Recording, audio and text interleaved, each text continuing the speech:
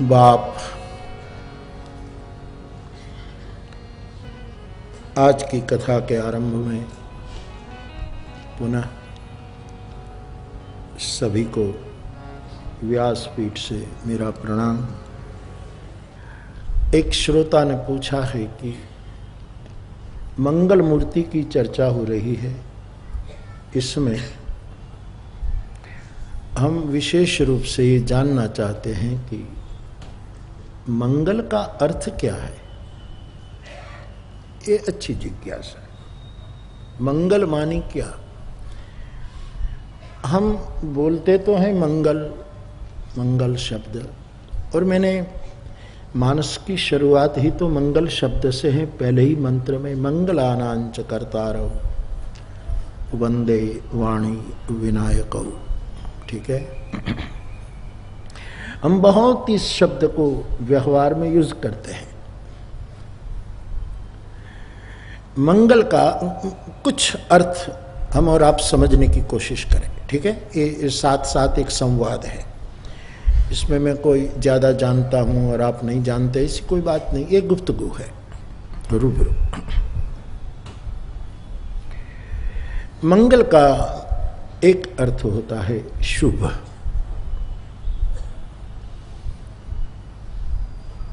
मंगल मानी शुभ। और मुझे ज्यादा कहने की मैं नहीं मानता कि जरूरत हो, क्योंकि हम ये दोनों शब्द पर्याय के रूप में उपयोग में लेते हैं। कभी कभी किसी के अच्छे प्रसंग में हम कहते हैं हमारी मंगल कामना, और हम कहते हैं हमारी शुभ कामना। ये पर्याय है। आपके प्रसंग के लिए हमारी शुभकामना, हमारी मंगल कामना, ये कहते। इसलिए ये एक अर्थ हो गया शुभ। और हम अपने घरों में, फैक्ट्रियों में, अपने आवासों में अक्सर दरवाजे पर शुभ लाभ आदि लिखते हैं।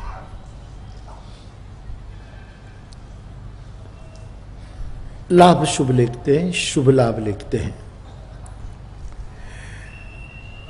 मेरा ये समझना है, आपको कबूल होने की जरूरत नहीं है, लेकिन आप प्रसन्नता से सुने। किसी भी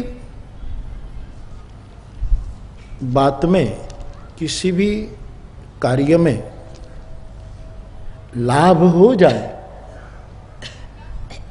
तो प्लीज उसको शुभ मत मानना। हां, शुभ हो भी, लेकिन प्रत्येक लाभ शुभ ही है ऐसा मानना जरा जल्दी है।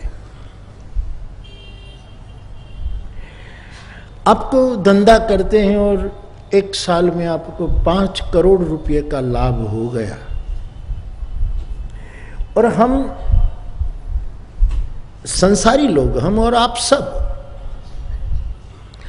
इतना लाभ हो गया तो हम उसको, ये लाभ है लेकिन शुभ ही है ऐसा, प्लीज, आप सत्संग कर रहे हैं तो सोचिएगा मत।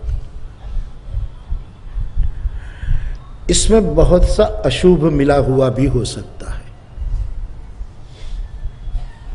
अब देखो, ये दुनिया में जो लोग भ्रष्टाचार करते हैं, जो संसार में चल रहा है, वो तो उसको लाभ ही मानते होंगे ना,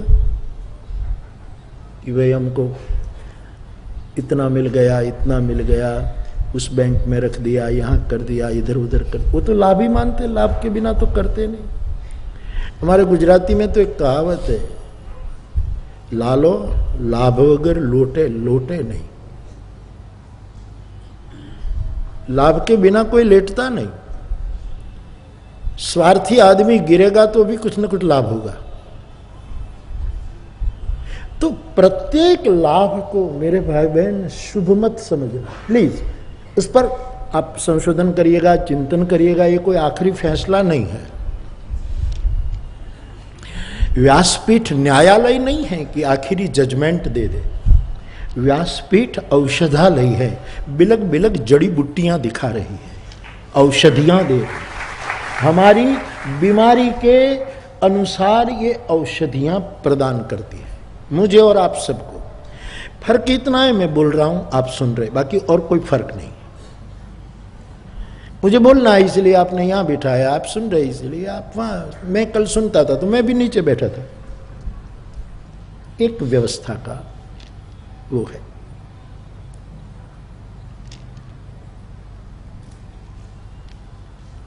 प्रत्येक लाभ को शुभ मत समझना, लेकिन शुभ को सदैव लाभ ही समझना।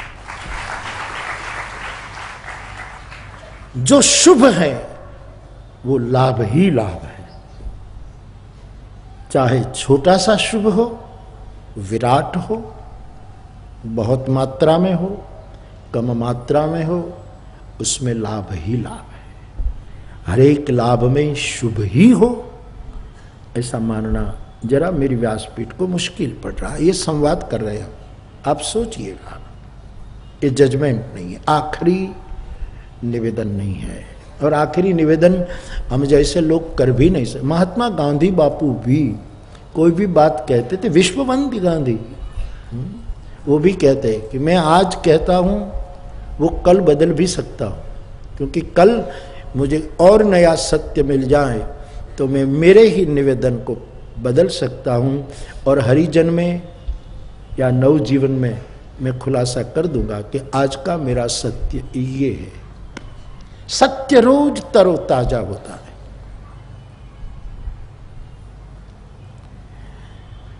तो ये औषधियां हैं,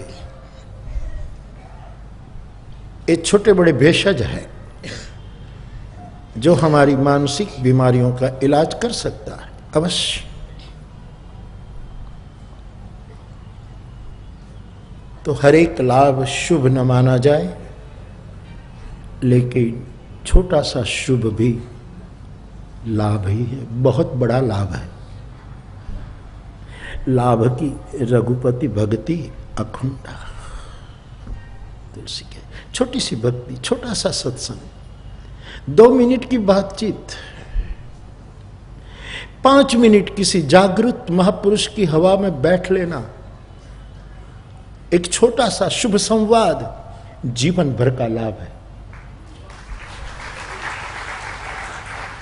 इसलिए गोस्वामी जी ने कहा है, तात स्वर्ग ये सब लाभ को शुभ मत समझो।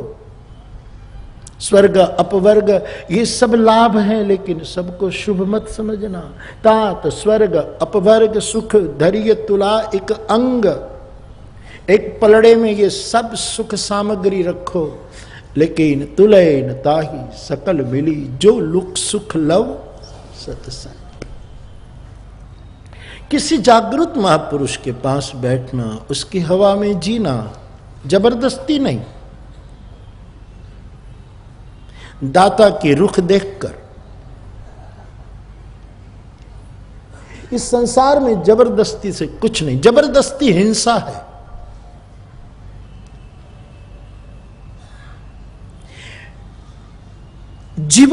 जीवन का चिंतन सहजता से होना चाहिए, जबरदस्ती से नहीं।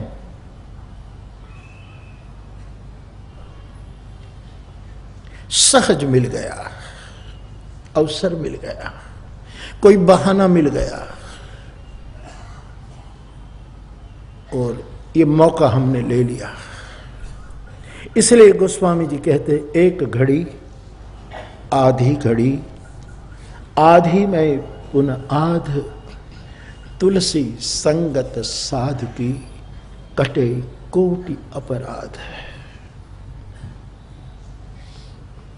गोस्वामी जी का भी एक वक्तव्य और, दंड काल गणना का एक छोटा सा नाप है।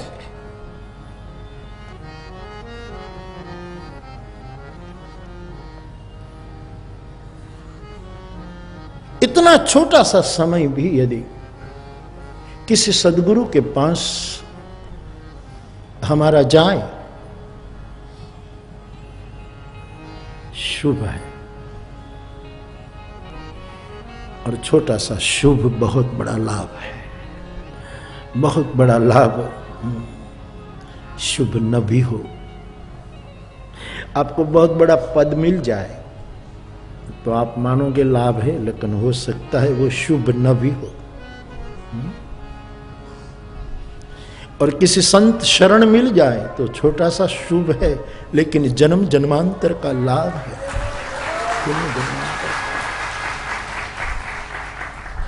और लाभ क्या है, वो शुभ क्या है, वो विवेक से परखो।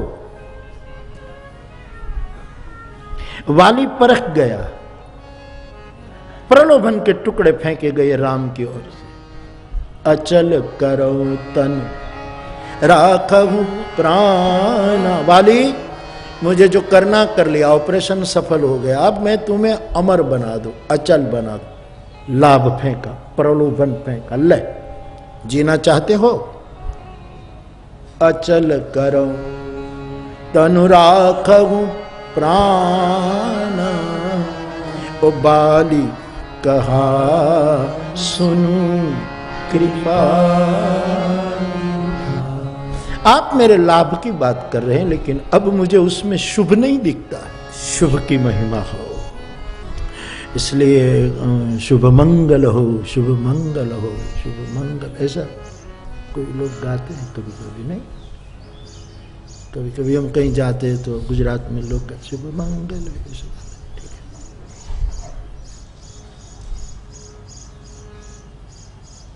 और ध्यान देना, ऐसा शुभ लाभ तो सस्ते में मिलता है, शुभ बहुत कुर्बानी के बाद मिलता है। लाभ 2 कौड़ी का है। परख की थी लाभ और शुभ की परीक्षित ने। जब देवराज इंद्रदेव ताओं को लिए अमृत का कलश लिए शुक्रताल आया, जहां अवधूत शिरोमणि शुकदेव जी परीक्षित को भागवत कथा सुनाने के लिए तत्पर हो चुके थे, उसी समय अमृत का लाभ देने आया। लो ये अमृत, मृत्यु है 7वें दिन, डसेगा तक्षक, इसलिए आप आए हो ना यहां। लो अमरत्व प्राप्त करो, ये ले लो आप और कथा हमको दे दो। और परखा परीक्षित ने, कहा कि नहीं, सौदा करने निकले हो,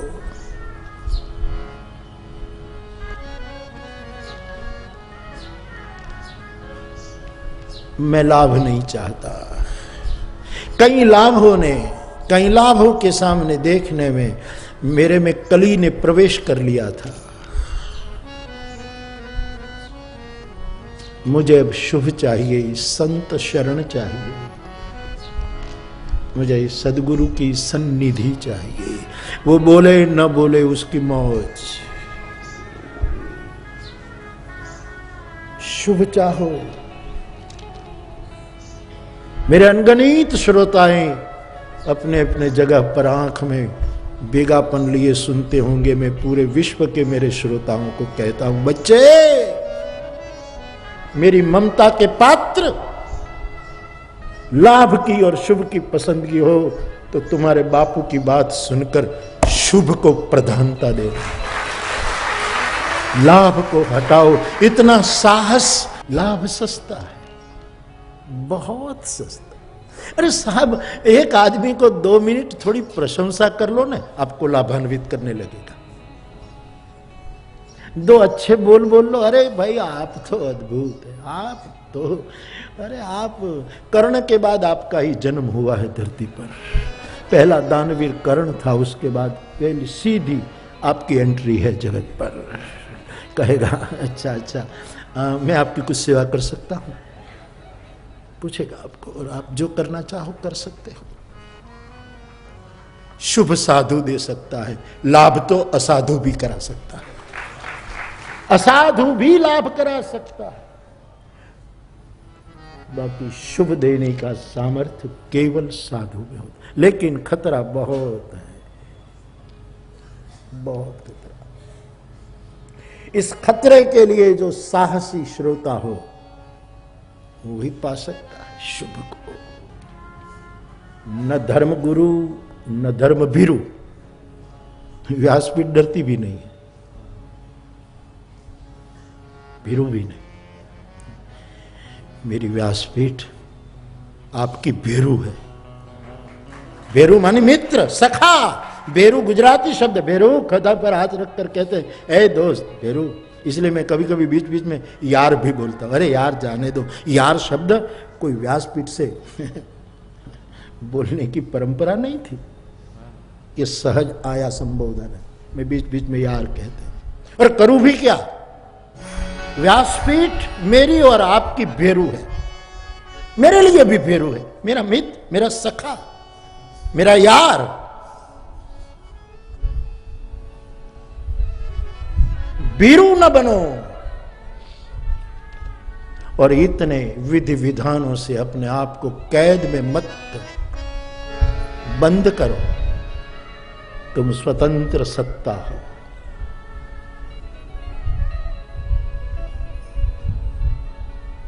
ये किसने दस्तक दी, कौन है? ये तो इंदौर भी राज साहब तो। ये किसकी आहट है? ये किसने हिम्मत की मुझे जगाने की? ऐसे तैसे लोग मुझे नहीं जगा सकते, दस्तक नहीं दे सकते। जिस शायर की 2 दिन के पहले एक बहुत साहित्य जगत के शायर शहरयार का, उसका ये शेर है। मैं इस शेर से उसको श्रद्धांजलि देता हूं। शहरयार शायर जो गए, फिल्मों में भी बहुत लिखा उसने, यद्यपि उसकी रुचि नहीं थी उसमें, लेकिन कुछ बात में चलचित्रों में भी लिखी उसने। बाकी तो बड़ी प्यारी शायरी के धनी थे। अपने टेस्ट की शायरियां निकली थी। ज्ञानपीठ मिळतो है, ज्ञानपीठ मिळतो, ज्ञानपीठ के, हाँ बिल्कुल ज्ञानपीठ उसको प्राप्त था।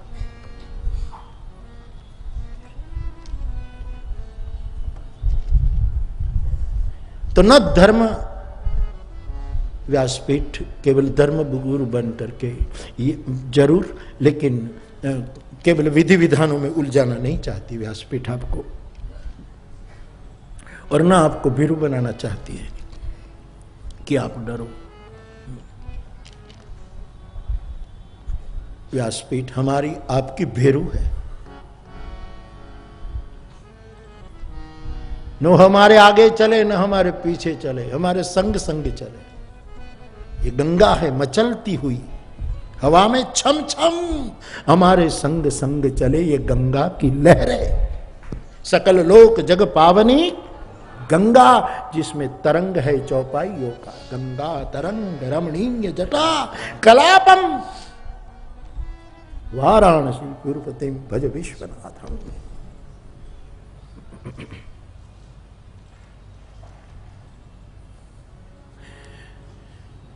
तो वो जिस रोज अपना मुझे मान लेगा, हाय समझ लो उसी दिन मेरी जान लेगा। मुझे छोड़ेगा नहीं, फिर ये मार के रहेगा। और हमारे गुजराती में संतवाणी में गाया जाता है, साधु तो मार देता है, भीतर की ईर्षा, मारना मानी हत्या नहीं, भीतर की ईर्षा मार दे, द्वेष मार दे, अहंकार मार दे, बुराइयों को मार दे और भाव में स्थापित, इसी रीति का मृत्यु। ओशो ने भी कभी कहा था सदगुरु महामृत्यु है, ऐसा ओशो का एक निवेदन है। मैं 100% ओशो के इस निवेदन से मेरी व्यासपीठ सहमत है। मैंने आपको शायद सुनाया भी कभी, मुझे याद नहीं, लेकिन फिर सुनिए या तो नए श्रोता। गोरखनाथ के पास एक युवान गया था, गोरख के समय की यह घटना। एक युवान गया जो आत्महत्या करना चाहता था, मरना चाहता, हार गया, डिप्रेस हो चुका था किसी कारणवश। तो सुना कि पहुंचे हुए महापुरुष है गोरख, तो मैं जाऊं और आत्महत्या कर लूं। तो जाकर पूछा कि मैं आया हूं, बस आप दुआ कर दें, मैं आत्महत्या करना चाहता हूं। तो बिना विलंब किए गोरख ने कहा कि अभी कर ले, देर मत कर ले, बात खत्म, मर जा, कर ले। युवान को तो बुरा लगा कि मैं कई धर्म गुरुओं के पास गया तो कहूँ कि आत्महत्या तो सब आधे आध घंटे समय, अरे मरने की बात मत करो, मरा जाता है, इतना सुंदर जीवन मिला है, मरने को छोड़ो, आत्महत्या तो कितना बड़ा पाप है, नरक जाओगे। आप पहले मिले जो तुरंत हाँ कह दी, बोलो आपने ऐसी हाँ क्यों कह दी? बोले आत्महत्या करना छोटी बड़ी मृत्यु है, सच्चा मौत करनी हो तो मेरे शरण में बैठ जा। यदि मरना है मरो है जोगी मरो, मरण है मीठा गोरखवाणी, मरना है तो मेरे पास बैठ, जागृत बुद्ध पुरुष के पास बैठ, मैं तुम्हें ऐसा मार दूंगा कि दोबारा पनपेगा नहीं तेरा क्रोध, तेरा लोभ, तेरी कामनाएं, तेरी ईर्ष्या, तेरा देश। तुलसी क्या मांगते हैं? मांगा तो यही मांगा, कामादि दोष रहितम कुर्मान संच।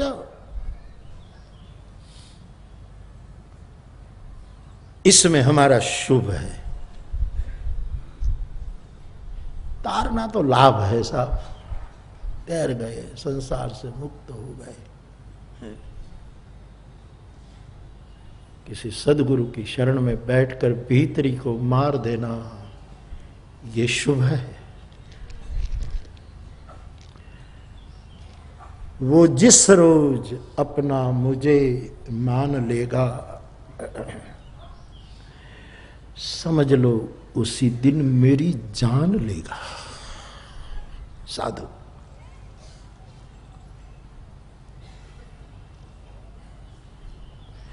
यूं कहने से पहले बहुत सोचता हूं। अगला शेर सुनिए। यूं कहने से पहले मैं बहुत सोचता हूं, मैं बोलने से बहुत पहले सोचता हूं, शायर कहता है।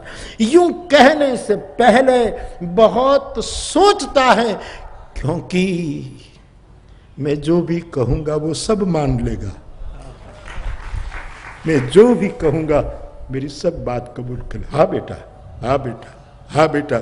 इसलिए मेरा दायित्व है कि बोलने से पहले मैं राज कौशिक। लगता है कि उतरी शायरी, एक गोठवण के शब्द नहीं, किसी के भेजे हुए शब्द है। यूं कहने से पहले मैं बहुत सोचता हूं, क्यों मैं जो भी कहूंगा मेरा गुरु सब मान लेगा। इसलिए अब मेरी जिम्मेवारी हो कि मैं ऐसी तैसी न मांगू, लाभ की बातें न करूं, मैं शुभ की चीजें मांगू, क्योंकि वो तो कभी मना नहीं करेगा, कभी ना नहीं कहेगा। जब शास्त्र को कल्पतरु कहते हैं, गुरुजनों को कल्पतरु कहते हैं, तब मांगने से पहले बहुत सोचना, क्योंकि वो तो सब कुछ दे देगा।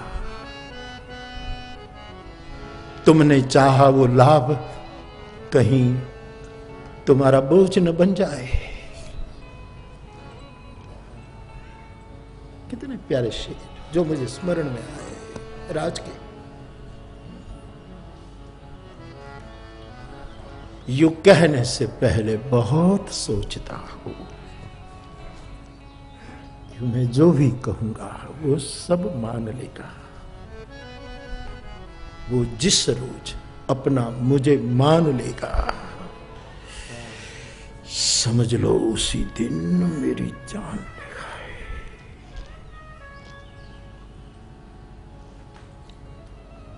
परखो परखो, मुझे गुजराती भजन बहुत अच्छा लगा। जारे जो त्या नर जीवता, आहा आहा, सब में ईर्ष्या जी रही है, लोभ जी रहा है, स्पर्धाएं जी रही हैं, भाई भाई में कापा कापी है, बाप बेटे में कापा कापी है, माँ बहू में कापा कापी, हर जगह संसार में जहां देखो स्पर्धा से दुनिया जा रही। ऊर्जा को खत्म किए पर मानो पागलपन सवार हुआ है। मरेला मळ्या नहीं कोई, मरेला मळे तो मौजू माणिए। अब मारना मार देने की बात नहीं, वरना मौज कौन मारेगा? मौज तो तभी मिलेगी जब भीतर का कूड़ा करकट कोई जलाकर भस्म कर दे। इसीलिए गोरख ने कहा बैठ मेरे पास, मरना हो तो। आत्महत्या 2 कौड़ी की बात है। छुरी पेट में डाल दे। उस समय तो ट्रेन नहीं थी, वरना गोरख कहता कि लेट जा कहीं। एक आदमी तो ट्रेन में अपघात करने गया तो गांठिया लेके गए, और गांठिया और मरचा खा रहा था। किसी ने पूछा भाई यहाँ क्यों गांठिया खा रहा? बोले अपघात करने आया। अपघात करने आया और नाश्ता कर रहे। बोले भारतीय रेलवे का ठिकाना नहीं, समय पर हो न हो, इसलिए 1 घंटा देर भी हो सकता है, तो पहले खा तो लूं। ये 2 कौड़ी की आत्महत्या है।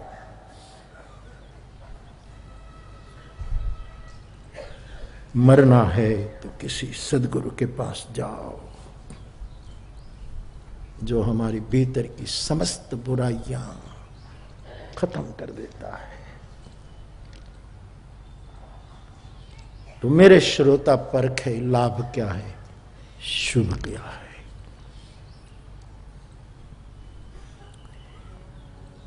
शुभ में लाभ ही लाभ है, लाभ में ही शुभ हो, कहना जरा जल्दी है। आखिरी निर्णय जरा मुश्किल है। तो मंगल का एक अर्थ होता है शुभ, जैसे शुभ कामना, मंगल कामना आदि आदि। ठीक है। मंगलायतनो हरि, मंगलम भगवान विष्णु, मंगलम गरुड़ध्वज, मंगलम नरिकाक्ष, निर्वाणदायक क्रोध जाकर। मंगल की खान है परमात्मा। मंगल का एक अर्थ है मंगल हो गया। मंगल 2 अर्थ में। हमारे गुजरात में लोग कहते हैं मंगल हो गया, मंगल हो गया, खाना खा लिया, ऐसा। मंगल, अमरदास बापू कहता है बापू मंगल करी ना क्यों। मंगल भोजन के लिए भी शब्द, इसका मतलब तृप्ति। मंगल का अर्थ है तृप्ति। डकार। अब न मोक्षस्य आकांक्षा न च विभववांछा भी जन्म में। अब न कुछ चाहिए,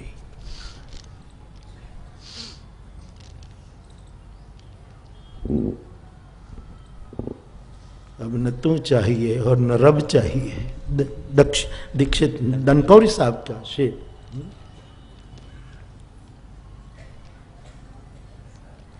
मंगल का एक अर्थ निर्वाण भी होता है, लेकिन मंगल का ये सब भावार्थ, तत्वार्थ, शब्दार्थ। इस शब्द में तो बहुत बड़ी सृष्टि होती है। कल शब्द की भी एक कलाम आया था ना, शब्द की भी एक बात आई थी। शब्द थी, शब्द के बारे में बहुत। ए मौन तू है कौन, ऐसी भी एक पंक्ति आ रही थी। अच्छा है।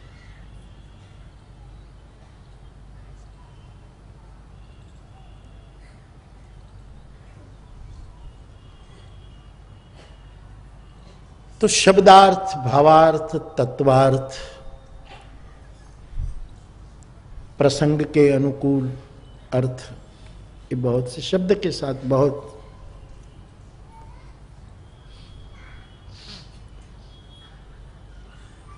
उसके साथ बहुत प्रकार के रिश्ते बनाए जा सकते हैं। ठीक है। लेकिन रामचरितमानस के मंगल शब्द का यथार्थ अर्थ है कल्याण। मंगल मानी कल्याण, मंगल यानी कल्याण।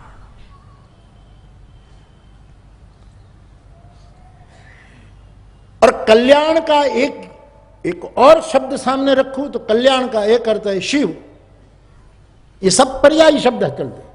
मंगल मानी कल्याण, कल्याण मानी शिव, शिव मानी शंग, शंग कल्याण, श ऊपर अनुस्वार, शंग कल्याण।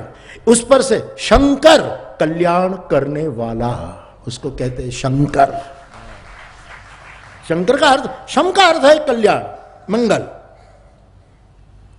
मंगल करने वाला शंकर। यो ददाति सताम शंभु कैवल्यमपि दुर्लभम। लंका कांड का मंगलाचरण देखिए।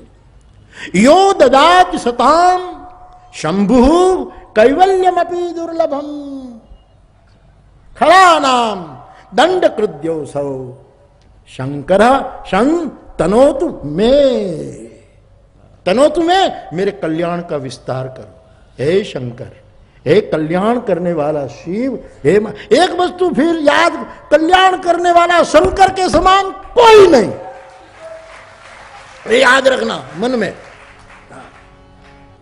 सभी देवता आते हैं चले जाते हैं अपनी ड्यूटी पूरी करके, कार्यकाल पूरा, रिटायर।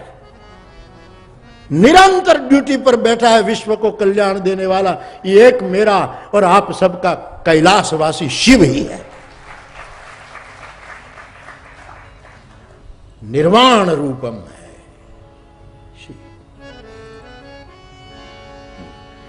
मैं बहुत बात बोला हूं, हमारी पूरी परंपरा, जैसे सांप्रदायिक परंपरा तो हमारी कृष्ण की, हम निम्बार्की हैं। निम्बार्क परंपरा में काली बिंदी लगाते हैं, आचार्य परंपरा का निर्वहन करते हैं और गाता हूं मैं राम को, परंपरा कृष्ण की। लेकिन कृष्ण को भी बुरा न लगे, राम को भी बुरा न लगे तो जाए एक अयोध्या दूसरा वृंदावन।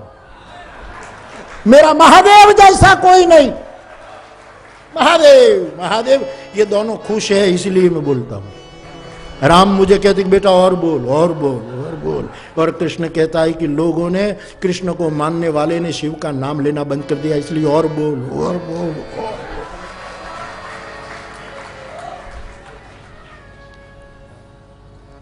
यो ददाति सताम शंभु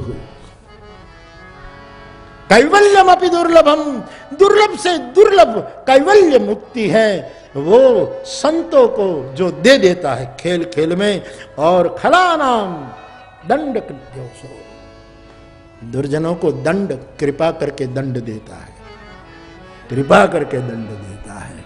कठोर बन के शंकर दंड भी देगा तो भी उनके पीछे कृपा होगी।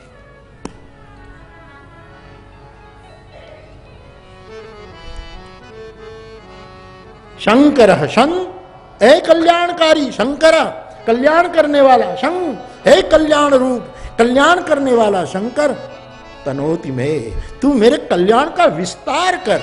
ईशान का देवता है, अष्टमूर्ति भगवान महादेव। क्या क्या कहूं उसके बारे में। गंधर्वराज ने कलम तोड़ दी। असित गरी समस्यात कज्जलम सिंधु पात्रे सुरतरु वर्षाका लेखिन पत्र। अरे मैं क्या शंकर के बारे में कहूं। भगवान गोविंद कहते हैं, कृष्ण कहते हैं वैष्णवानाम परम शंभु, वैष्णवों में सर्वश्रेष्ठ वैष्णव शंकर है। शंकर जैसा कोई वैष्णव नहीं है और कन्हैया जैसा कोई शैव नहीं है। राम जैसा, शिव जैसा कोई वैष्णव नहीं और शिव जैसा कोई राम उपासक नहीं, राम जैसा कोई शैव नहीं। क्षमा मंडले भूप भूपाल, कौन धारण करता है पूरे विश्व को? महादेव, यानी परम तत्व, राम तत्व, कृष्ण तत्व, जिसकी जहां श्रद्धा हो वो करता सभी की हिफाजत। तो देखो फकीरी की उसकी ये ताकत को देखो। शेर सुनिए, जहां भी रहेगा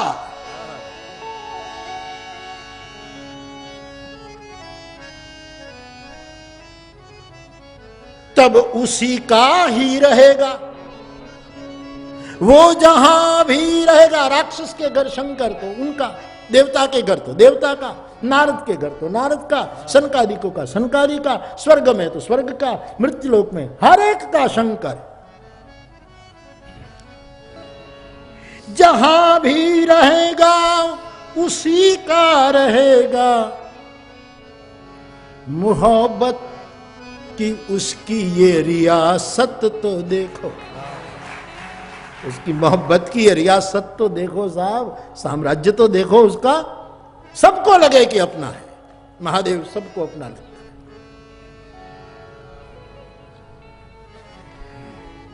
जो देखे है इनको वो जहां से ही जाता, जो उसको देख लेता है मरा गया जान से, बस। जो देखे है इनको वो जान से ही जाता, क्या आंखों में उसकी ये कयामत तो देखो। जिसके सामने देखता है दूसरा हृदय इम्प्लांट कर देता है, जो होता है वो छीन लेता है और दूसरा इम्प्लांट कर देते हैं। किडनियां बदल देता है, पार्ट बदल देते हैं, जीवन पूरा बदल दे। आदमी, भगवान की कथा मुझे और आपको कितना इम्प्लांट कर देती है, दृष्टि डाल देती है, दूसरा हृदय दे देती है, क्या क्या नहीं करती।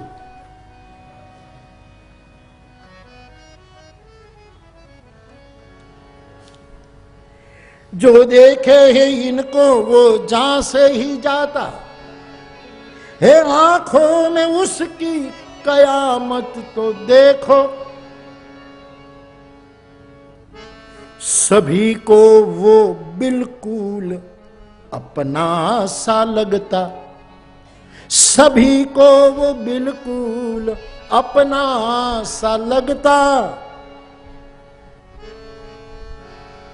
है, उसमें कितनी तुम मोहब्बत तो देखो। सभी को वो बिल्कुल अपना सा लगता है, कितनी उसमें तुम मोहब्बत को देखो। भयो भयो થઈ ગયો। तो मंगल का अर्थ कल्याण होता है। मानस मंगल मूर्ति की चर्चा चल रही है। अब मंगल शब्द के एक एक वर्ण का अर्थ समझे। ये मंगल शब्द है, ठीक है? दिखता है, रब दिखता है? अच्छा, धन्यवाद, बहुत बहुत शुक्रिया, बहुत बहुत शुक्रिया। कर लो था।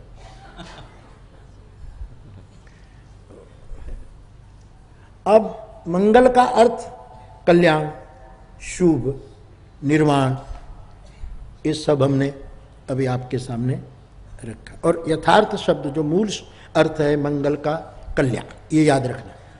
अब ये मंगल का पूरा अर्थ तो कल्याण है, ठीक है?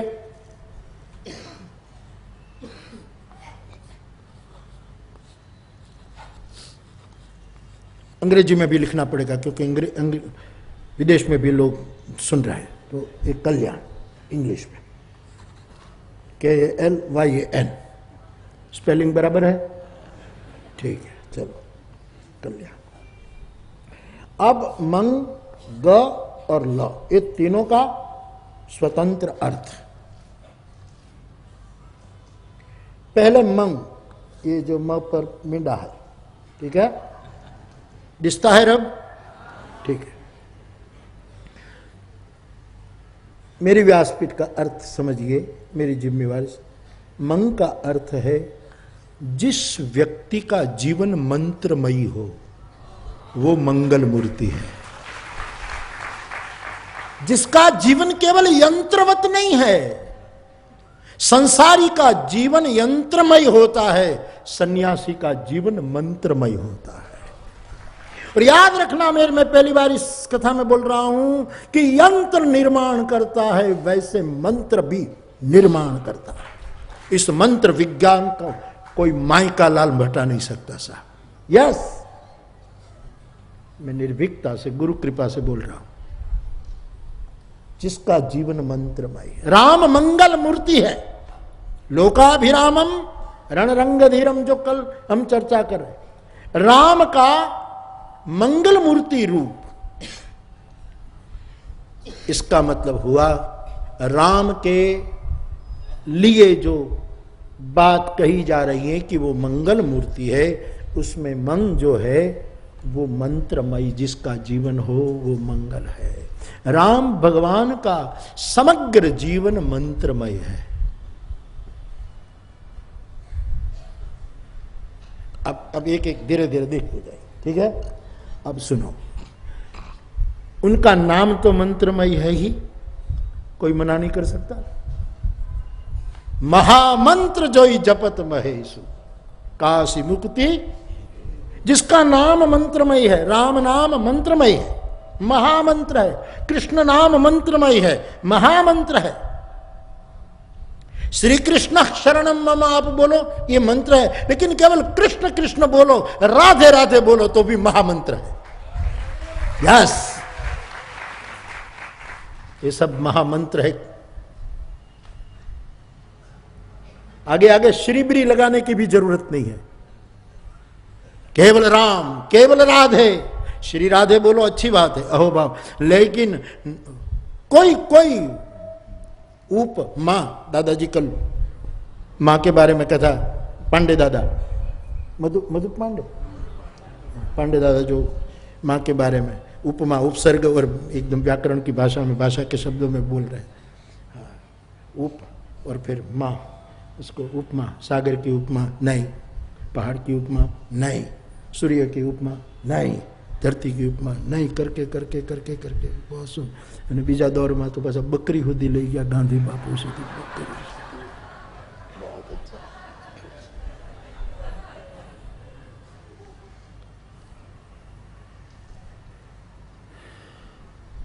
હું રોકું છું, મારે બોલવું નથી પણ હું રોકું છું મારી જાતને, કેમ કે બહુ આનંદ આવ્યો કાલે।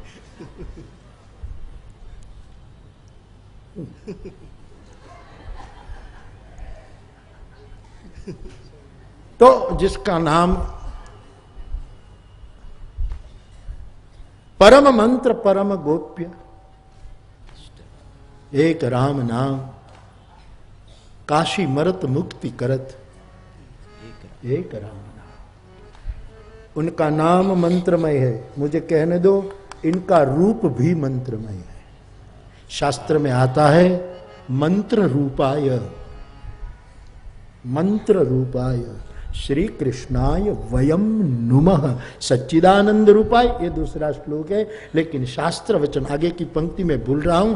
मंत्र रूपाय, परमात्मा का रूप भी मंत्रमय है। आप नाम न जपो और ठाकुर जी की छवि के रूप की झांकी करते रहो तो भी तुम मंत्र जप रहे हो। उस समय तुम्हारी उंगली और जीभ नहीं, तुम्हारी आंखें जप कर रही है। केवल रूप झांको। गोपीजन क्या करती थी? कृष्ण कृष्ण बोले तो सास डांटती थी, ससुर डंडा लेकर आता था, पति महोदय दबाते थे ब्रजनारियों को।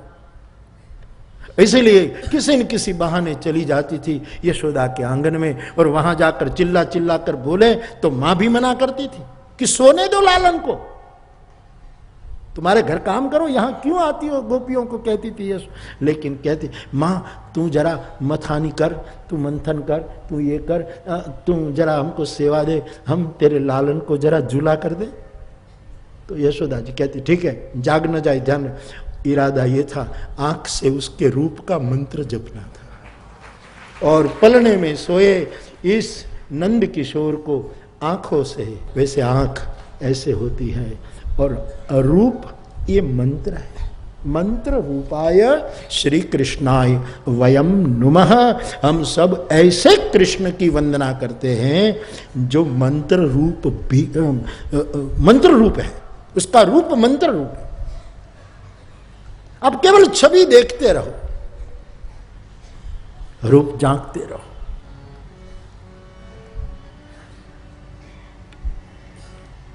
तो जिसका नाम भी मंत्र रूप, जिसका रूप भी मंत्रमय, साहेब जिसकी लीला भी मंत्रमय है, वो मंगल मूर्ति, जिसकी प्रत्येक लीला, प्रत्येक उनकी चेष्टाएं, अदाएं,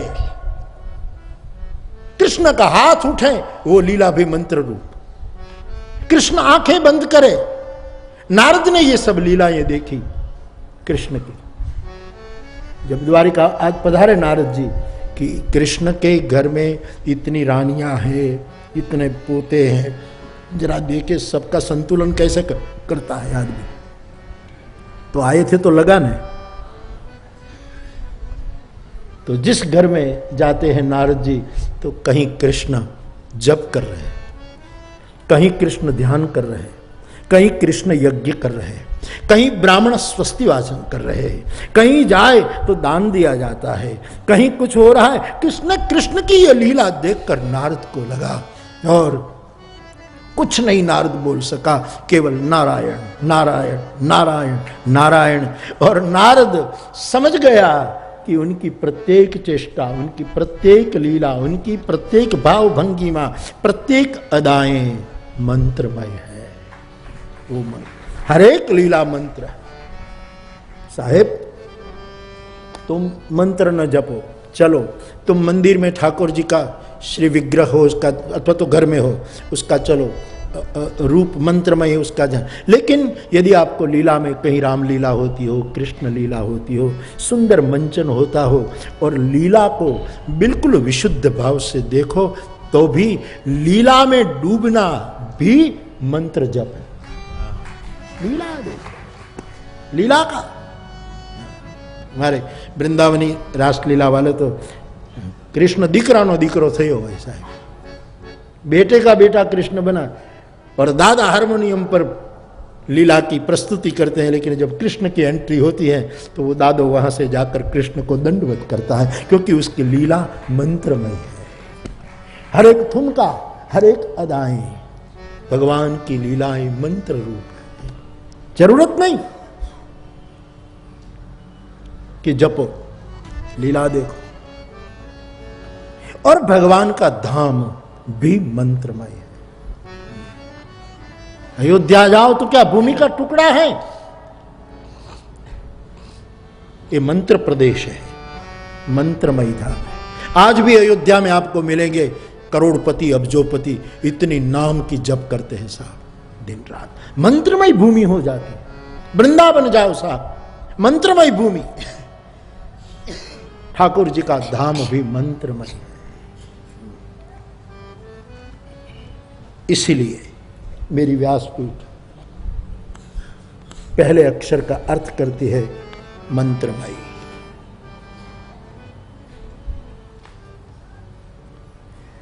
जल्दी करो।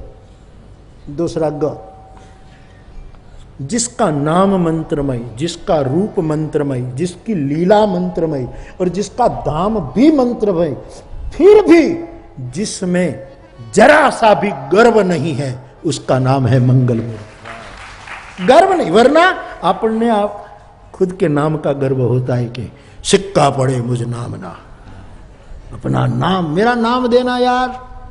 हमने अपने जीव को नाम का गर्व है, जीव को अपने रूप का गर्व होता है कि मैं हाँ। चलो, जीव को अपनी प्रवृत्ति का गर्व होता है। लीला जीव की प्रवृत्ति मानी अपने कार्य, मैं इतना काम करता हूं, मैं इतनी प्रवृत्ति में हूं, मैं इतने ट्रस्ट में ट्रस्टी हूं। ये बड़े बुजुर्ग मुझे लगता है इतनी बड़ी उम्र के बाद भी ट्रस्टी क्यों होते हैं, मेरी अक्ल में नहीं आता। अरे अब तो हरि भजो, बच्चे का काम पूरा, बच्चे अब काम में और दफ्तर में आने नहीं देते, जाए तो डिस्टर्ब करता है बाबा। फिर 80 साल के हो जाए तो भी कहीं ट्रस्ट में, ठीक है थोड़ी सेवा। अब मौका है हरि नाम का, एकांत सुखमा। सेवा का प्रकल्प छोड़ दो, ऐसा मैं नहीं कह। बेटी जवान हो जाए ना साहब, तब बाप उसको कोई अच्छे वर को दे देता है। वैसे तुम्हारी संस्था जब जवान हो जाए ना, तो संस्था रूपी कन्या कोई युवान श्रेष्ठ ट्रस्टियों को दे दो। कब तक भार ढोगे? कई लोग तो मैं तो कोई बोलूं नहीं ऐसे, लेकिन कई लोग तो अपनी अपनी प्रतिभा मेरे सामने रखते। बापू इस ट्रस्ट में भी मैं हूं, इस ट्रस्ट में भी, पर तेरे में किसी को ट्रस्ट नहीं। इसका तू कुछ सोच, अब कब तक तू बंधा रहेगा? हरि नाम ले, हरि नाम ले, हरि नाम। फिर भी आपका स्वभाव में ये काम हो तो जरूर करो, मुझे कोई आपत्ति नहीं है, लेकिन प्रवाह चालू जा रहा है, शुभ कर लो। प्रतिष्ठा गौरव रौरव है, ऐसी बात है। खैर फिर भी मैं कोई उसमें हस्तक्षेप नहीं करूँ, लेकिन बहुत बहुत बड़े बड़े बुजुर्ग भी मेरे पास आते, कहते बापू मैं अभी संचालन, हमारे भावनगर में तो एक कितनी बड़ी उम्र के दादा थे, मैंने जाहिर में उसका सम्मान था, मुझे बुलाया, हमारे बटुक भाई जो जस्टिस थे, न्यायाधीश, बहुत अच्छा बोलते थे बटुक भाई, बहुत सुंदर बोलते, वक्ता बहुत अच्छे थे। मैं बोला तो सब माला पहनाए, शॉल पहनाए और दादाजी का बहुत सम्मान था। मेरी बारी है और मैं वैसे बोलूं नहीं, लेकिन बोले बिना रह भी न सकूं। सत बोलो वरना मत बोलो। तो फिर मैंने कहा कि आप सबने दादाजी को बहुत बधाई दी, बहुत मैं भी प्रणाम करता हूं कि आपने इतने सालों तक सेवा की। अब मैं तो इतना ही कहता हूं कि अब दादा निवृत्ति ले ले, हरि नाम लो, कब जपोगे, अवसर फिर नहीं आवे आवा, ये मानव जीवन है, करो। कई लोग आखिर तक संस्थाएं छोड़ते नहीं, आखिरी तक। राजकीय क्षेत्र में भी ऐसा ही है। हमें नाम का गर्व होता है कि हमारे नाम का सिक्का पड़ता है, हमारा नाम बोल देना साहब। नाम तो महान है, हरि का नाम, हमारा नाम कैसा है।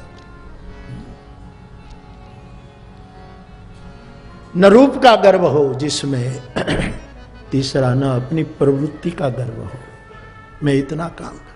उपनिषदकार कहते हैं हम कितनी प्रवृत्ति करते हैं, कितने नए नए आरंभ करते हैं, इससे हरि नहीं मिलता। उपनिषदकार कहते हैं हमारे पास लोग कितने, हमारे फॉलोअर्स कितने, हमारे अनुयायी कितने, इससे भी हरि नहीं मिलता। न धने न हरि नहीं मिलता।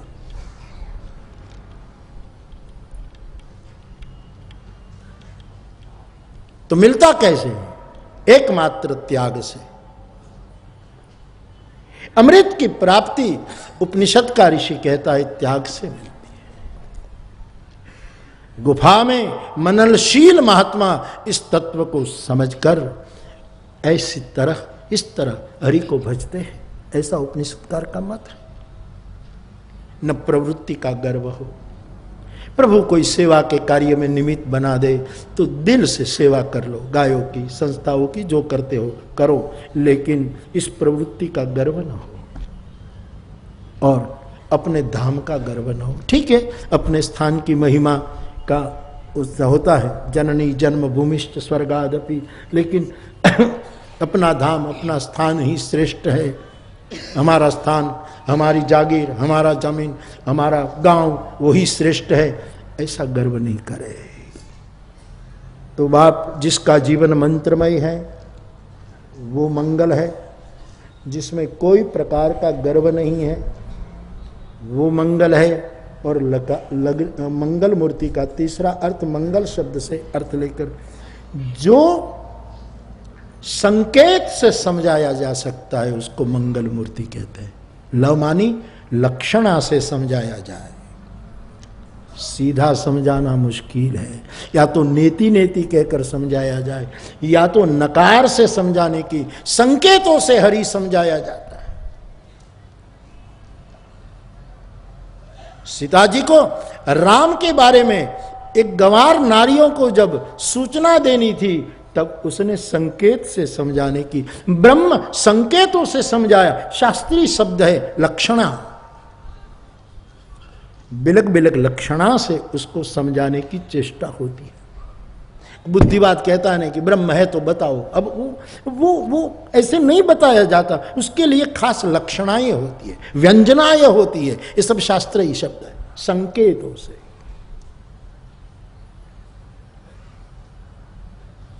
जैसे कि बुद्ध चंद्र दिखाते थे, देखो वहां देखो वहां देखो, एक संकेत था। सदगुरु केवल अपनी आंख से कुछ संकेत कर दे कि देखो ये परमात्मा, ये नदी, ये पहाड़, ये पर्वत, इस संकेतों से दिखाया जाता है। जो मूर्ति केवल संकेत से दिखाई जाए, इशारों से। संकेत हमारा शब्द है, लेकिन सूफियों का शब्द है इशारा। इशारे, सूफी संत इशारा करते हैं। इशारा शब्द बड़ा प्यारा है, लेकिन सांसारिक जगत में आने के बाद इशारा जरा गलत इस्तेमाल होता है, और उसके गलत वो होते हैं इशारा।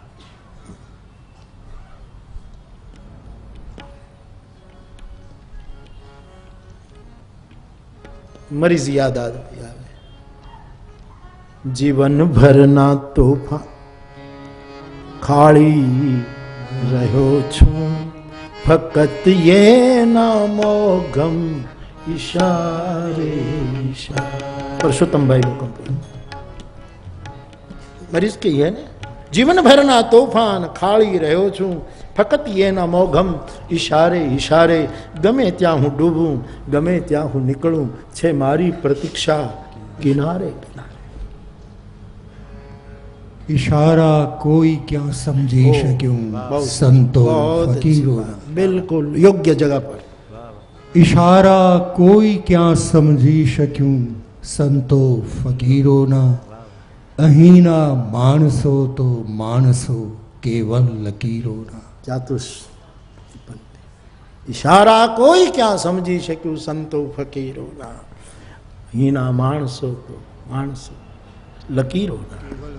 इशारा यहीं दर्दनी दुनिया में एक रंग जोयो, भले सुखनु जगत हो प्रकारे प्रकारे, सजननी कबर हो कि गुनेगार नी हो, छे सरखी उदासी मजारे मजारे। जीवन भर ना तूफान, किसी महापुरुष के संकेत से जीवन जिया जाता है। जीवन भर ना तूफान खाड़ी रहो छू, फकत ये ना मोघम इशारे इशारे, गमे त्या हूं निकलूं गमे त्या। जीवन पण गयुं छे सहारे सहारे, जना जो जशे तो जशे कांधे कांधे, ने जीवन पण गयुं छे सहारे सहारे। तो बात लक्षणा से जिस के बारे में कुछ संकेत किया जा सकता है, इशारे किए जा सकते, जो सूफियों का शब्द है। तो मंगल मूर्ति में जिसका जीवन मंत्रमय, नाम भी मंत्र, रूप भी मंत्र, लीला भी मंत्र, धाम भी मंत्र, फिर विचारों का कोई गर्व नहीं, अहंकार नहीं, और इस मंत्रमय और अहंकार मुक्त तत्व को समझने के लिए सदगुरु के से लक्षणा प्राप्त करनी पड़ती है। इससे जो समझ में आया है उसका नाम है मंगल। मंगल का अर्थ है कल्याण, उसको कहते हैं कल्याण मूर्ति अथवा तो मंगल मूर्ति। हमारे यहाँ दो शब्द, गुजरात में मंडप बंधाइयो, मंगल स्थापना थी, मंगल मंडप। साउथ में जाओ तो कल्याण मंडप, एक ही अर्थ है। मंगल का अर्थ कल्याण और कल्याण का अर्थ मंगल। अब आगे बढ़ा,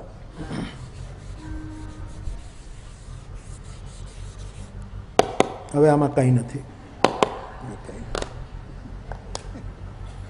ठीक है। लेकिन हम दो पंक्ति में मंगल मूर्ति शब्द लेकर चर्चा कर रहे हैं। रामचरितमानस में एक तीसरा भी मंगल मूर्ति शब्द है।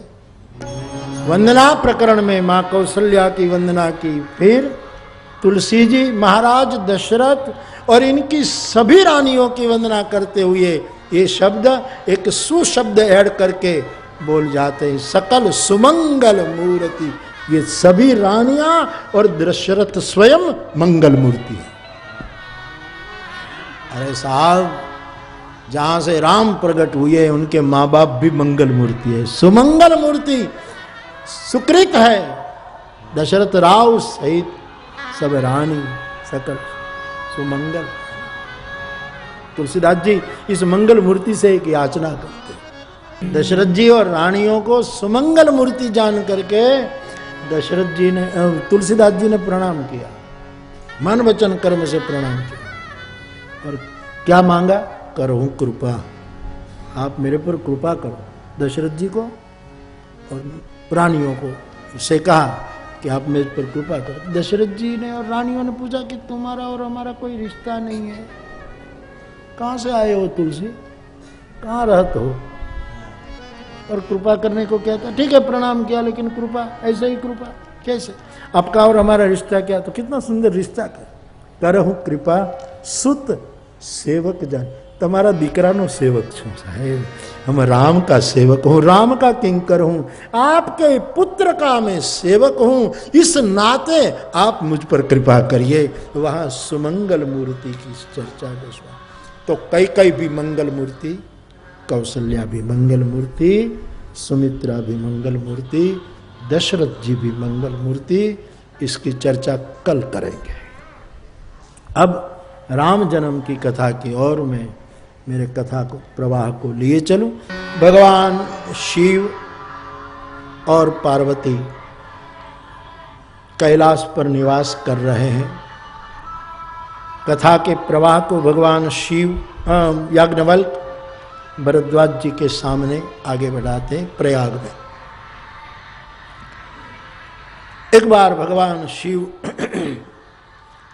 कैलाश के ऊपर वेद विदित वट वृक्ष की छाया में अपने हाथ से नागरिपु छाल यानी मृग चर्म को बिछा करके सहज बैठे हैं। बड़ी प्यारी मूर्ति है प्रभु की, जटा मुकुट सुर सर स्थिर आदि आदि, शांत रस मानो देह धारण करके बैठे हो ऐसे दिखते थे। पार्वती ने सोचा कि आज बहुत भल अवसर है, मैं भगवान के पास जाकर मेरे मन की बात रखूं और राम कथा के बारे में सुनूं। पार्वती भल अवसर जानी, गई शंभुपहन मातु भवानी। मां भवानी शिव के पास आई, शिव जी ने आदर दिया।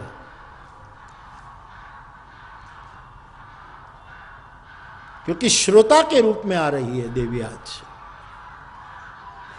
और वक्ता कितना भी महान क्यों न हो, शंकर के समान तो कोई वक्ता नहीं। इतनी ऊंची व्यासपीठ है उसकी, इतनी ऊंची व्यासपीठ पर बैठे हुए महादेव ने भी श्रोता का आदर किया, एक संकेत, एक मैसेज दिया कि वक्ता कथा कहने वाला कितना ही बड़ा क्यों न हो, कितनी ही उनकी प्रतिष्ठा ऊंचाई क्यों न हो, और कोई भी श्रोता उनकी शरण में आए तो उनको आदर देकर सम्मानित किया जाए। जानी प्रिया आदर, वाम भाग में आसन दिया, आसन दिया। शिवमुख चंद्र चकोरी पार्वती देख रही है। शिव जी से पूछती है, भगवान आज आप बहुत प्रसन्न हैं, विशेष प्रसन्न है, मैं कुछ पूछना चाहती हूं। यहां व्यवहार धर्म भी है, शिव गृहस्थ है, इसलिए दुनिया को बताया कि पति जब घर में प्रसन्न बैठा हो तभी पत्नी को चाहिए उसकी कोई मन की बात उसको पूछे। वो थका मांदा आया हो, धंधे की झंझट हो, खबर नहीं क्या क्या परेशान होकर आया हो, और बेचारा अभी शांति से बैठे ही ना, और तुम्हारी शिकायतें शुरू कर दो, देर से आए, ये हुआ, ये हुआ, ये किया, ये किया, तो ठीक नहीं। इसमें राम कथा नहीं जन्मेगी। राम कथा प्रकट करनी हो अपने गृहस्थ जीवन में तो पति की प्रसन्नता देखकर पत्नी उसके चरणों में जिज्ञासा रखे। ये व्यवहार बताया, ऐसा भी लो, आध्यात्मिक अर्थ के साथ व्यवहार भी। पुरुष को भी चाहिए पत्नी प्रसन्न हो, उसको आदर देकर, सम्मान देकर, कोई बात पूछनी हो तो ऐसी स्थिति में पूछे। क्यों गृहस्थाश्रम ठीक नहीं चल रहा है संसार का, जहां देखो बस। खैर शिव दिखाते हैं, आदर दिया, पार्वती ने देखा भगवान प्रसन्न है, कहा महाराज एक बात पूछूं? बोले क्या? गत जन्म में मैं दक्ष कन्या सती थी, आप मुझे कुंभज ऋषि के वहां ले गए कथा सुनने, मैंने सुना नहीं। लौटते समय राम की लीला देखी, मैंने संदेह किया, आपके मनाने पर मैं मानी नहीं। सीता का वेश लेकर मैं प्रभु की परीक्षा करने गई, असफल रही। मैंने झूठ बोला, आप सर्वज्ञ हैं, सब जान गए और आपने मेरा त्याग किया। हाँ, 87,000 साल तक मैं अकेली रही। उसके बाद दक्ष यज्ञ में जाकर मैंने देह त्याग किया। अब हिमालय के घर पुत्री बनकर जन्मी, नारद को गुरु बनाकर आपके लिए तप किया और आज मैं आपको पुनः प्राप्त कर सकी। भगवान, इतना मेरे जीवन पर गुजरा, लेकिन आप नाराज मत होइएगा, मेरे मन से अभी वो संदेह मिटा नहीं है कि राम सही में ब्रह्म है कि कोई सामान्य व्यक्ति है। क्योंकि संदेह कभी कभी जन्म बीत जाए तो भी जाता नहीं है। इसलिए रामचरितमानस में लिखा है, जब बहुकाल करिय सत्संगा तब होई यह संशय भंगा। और महाराज राम ब्रह्म है ऐसा आप अब कहना चाहे तो मैं अब तो विश्वास से श्रद्धा से मान लूंगी, लेकिन प्रभु तो राम जी ने ऐसी लीला क्यों की जो देखकर मेरी बुद्धि भी भ्रमित हो गई, तो औरों की क्या? आप राम कथा के माध्यम से मुझे समझाइए। कथा की मांग की और भगवान शिव से कथा की मांग आई, बहुत प्रसन्न हुए। मगन ध्यान रस दंड जुग पुनि मन बाहिर किन, 2 दंड तक वो एकदम ध्यान में डूब गए, मन को बहिर्मुख किया और भगवान की कथा कहने के लिए तत्पर हुए। गोस्वामी जी कहते अपने इष्ट देव बाल राम का स्मरण किया, मानसकार लिखते हैं, जो प्रभु मंगल के भवन है, कल्याण का मंदिर है, अमंगल का नाशक है, दशरथ के आंगन में विहार करने वाले बाल राम जी का ध्यान करके प्रणाम करके शिव बोले, हे पार्वती बहुत बहुत धन्यवाद, आपने ऐसी कथा पूछी जो समस्त लोक को पावन करने वाली गंगा है। भगीरथ जो गंगा लाया और मेरी जटा में मैंने धारण की, वो तो हरिद्वार, प्रयाग और गंगा सागर कुछ स्थानों को विशेष लाभान्वित कर गई, लेकिन आप मेरे मुख से जो भगवत कथा की गंगा बहाने जा रही हैं, वो तो समस्त लोक को पावन करने वाली गंगा है। इसलिए आप बहुत बड़ी परोपकारिणी है, धन्यवाद दिया। एक बात आपकी मुझे अच्छी नहीं लगी कि अभी भी आप कहती हैं कि राम तत्व कोई और है। ऐसी बात बातुल भूत विवश मत वारे, ते नहीं बोलही वचन विचारे। ऐसे लोग ऐसी बातें बोलते हैं जिसको भूत लगा है, अनसन बोलते हैं। बात हुआ हो वो बक बक करने लगे, मतवाले हो गए हो किसी अहंकार में, वो ठीक से वचन नहीं बोलते। आप तो देवी है। मैं उस राम तत्व की चर्चा करता हूं, देवी जो बिना पैर चलता है, बिना हाथ सृष्टि का संचालन करता है, बिना जबान सब कुछ बोलता है, बिना आंखों से सबको देखता है, बिना कान से सबको सुनता है, बिना शरीर सबको छूता है। वो लौकिक नहीं है, उसकी प्रत्येक करणी अलौकिक है। वेद भी महिमा नहीं जान पाता। ऐसे प्रभु राम क्यों आए धरती ऊपर मनुष्य के रूप में, क्यों लीला की?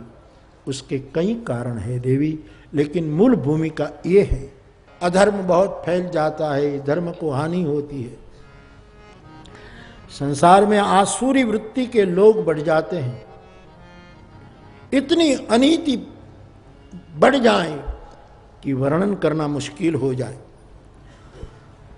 गाय, पृथ्वी, ऋषि मुनि को बहुत सहना पड़े। ऐसी स्थिति में कुछ कुछ गीता का न्याय लेकर यहां भूमिका बनाई। ऐसी स्थिति होगी तब प्रभु अवतार लेते हैं देवी। भगवान धरती पर आते हैं, उनके कई कारण होते हैं देवी, फिर भी कोई कारण नहीं, क्योंकि कार्य कारण सिद्धांत जगत को लागू होता है, परमात्मा को नहीं। फिर भी वो कुछ कारण है। आप सब जानते हैं, मानस का पाठ करते हैं, कई बार कथा सुनी है। रामचरितमानस में शिव जी ने 5 कारण भवानी को सुनाए कि राम क्यों आए। एक कारण, जय विजय को सनत कुमारों का श्राप मिला। दूसरा कारण, सती वृंदा ने विष्णु को श्राप दिया, इसलिए राम अवतार लेना पड़ा।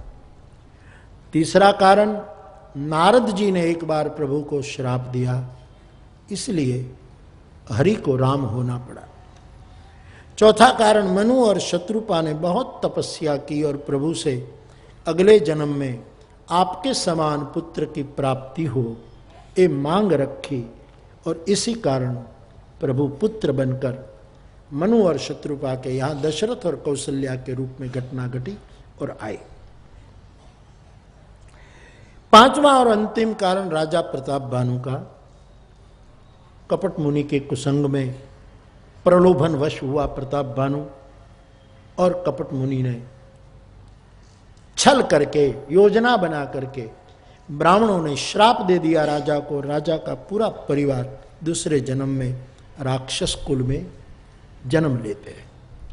प्रताप भानु रावण बना, अरिमर्दन कुंभकर्ण और धर्मरुचि नाम का मंत्री दूसरी माता के उदर से जन्म लेकर विभीषण बना। मानस में राम के जन्म की कथा से पूर्व रावण के जन्म की कथा है।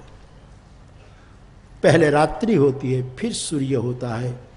ऐसे पहले निशाचर वंश की कथा बताई, फिर सूर्य वंश की कथा बताई। रावण, कुंभकर्ण और विभीषण ने बहुत तपस्या की, बहुत दुर्गम और दुर्लभ वरदान प्राप्त किए। जो वरदान मिला इसका उसने बहुत दुरुपयोग किया। बड़ी मंत्र शक्ति रावण के पास, बड़ी सिद्धियां रावण के पास, लेकिन उसने उसका दुरुपयोग शुरू किया। यज्ञ विध्वंस करवाया, ब्राह्मणों को परेशान किया, वेद की बात करे उसको देश निकाला दिया, और परिणाम यह आया, तुलसी को लिखना पड़ा, पूरा संसार भ्रष्टाचार से लिप्त हो गया, ऐसा लिखा है।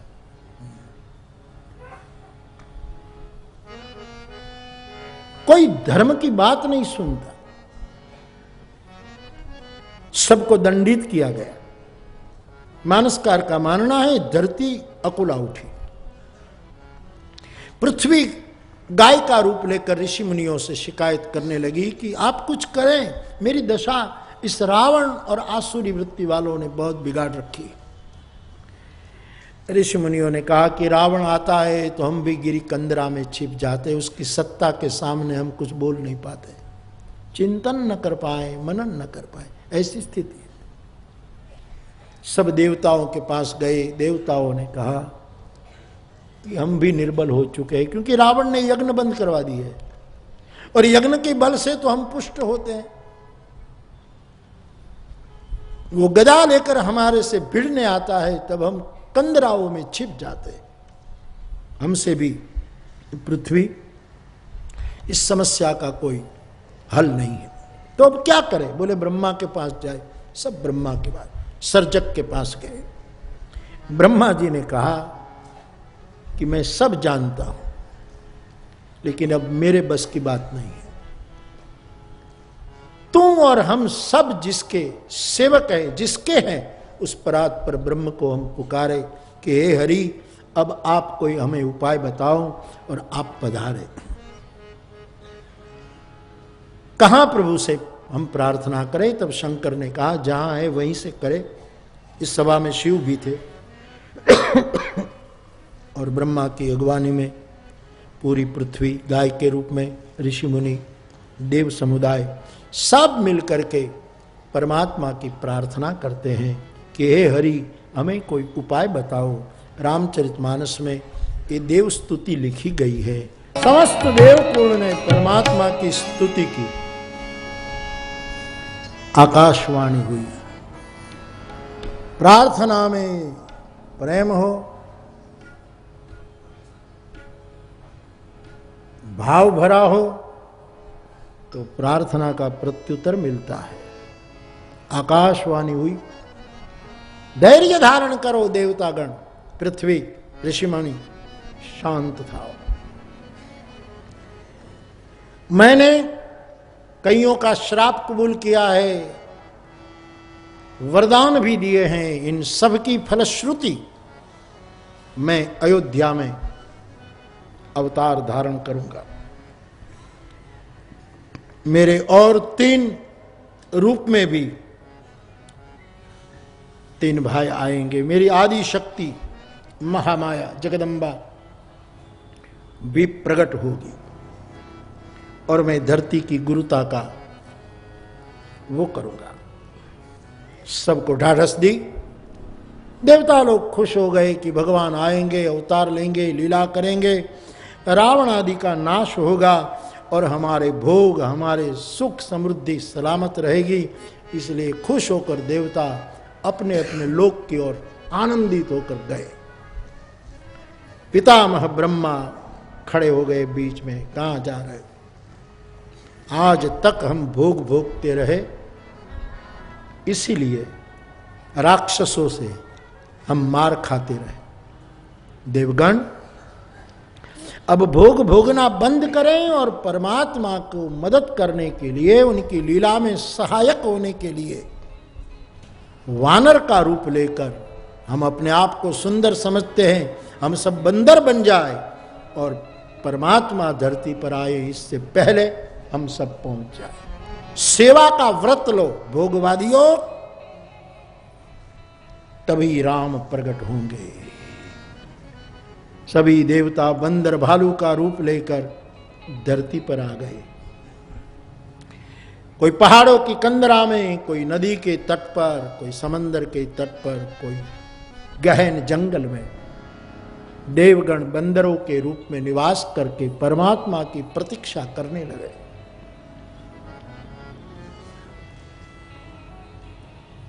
तीन वस्तु यहां हुई है जो हर कथा में कही जाती है।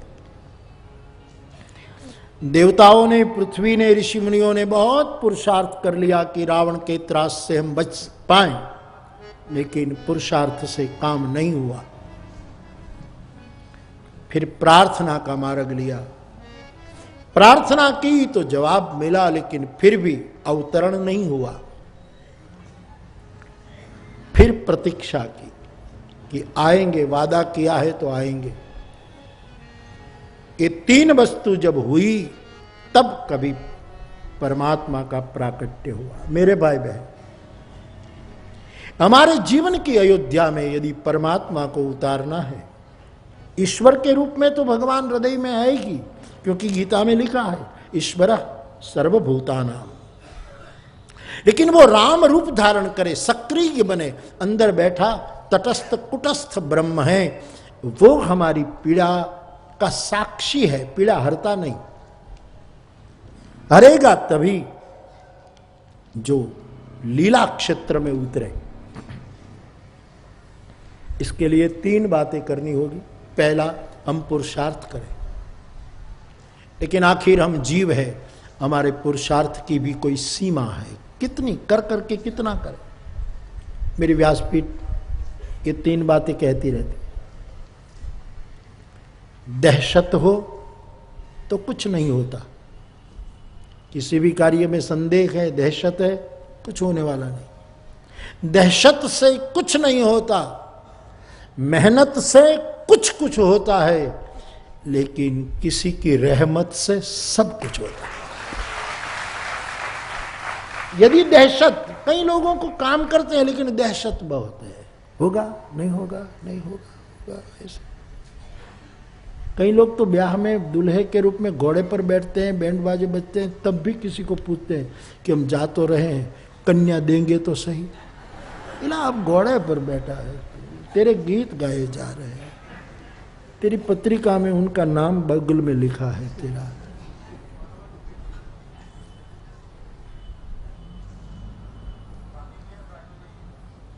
अच्छा, कोई फोन पर बात करे?